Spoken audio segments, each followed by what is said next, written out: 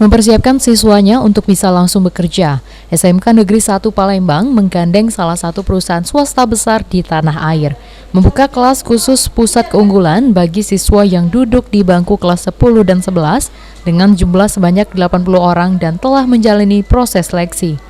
Dalam proses pembelajaran, siswa yang mengikuti kelas khusus keunggulan ini, siswa mengikuti di sekolah dan juga lapangan, sehingga bisa mendekatkan kompetensi keahlian dari siswa ke dunia industri. Untuk tenaga pengajaran sendiri melibatkan pihak luar dari dunia industri, sedangkan untuk guru sekolah akan dimagangkan dengan ke dunia industri, dan untuk peralatannya pun akan sesuai standar industri.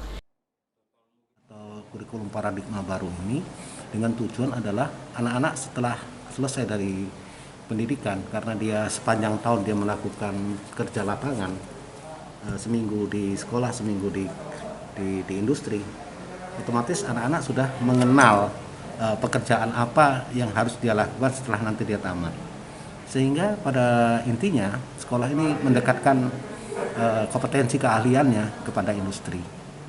Kalau dulu kita mungkin belajar hanya berdasarkan kurikulum sekolah, tapi dengan adanya program Link and Match dengan SMK Pusat Keunggulan ini, kita mendekatkan diri ke industri, apa kebutuhan industri, apa kemauan industri.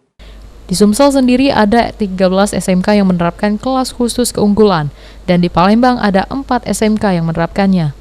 Firman Hidayat, PAL TV.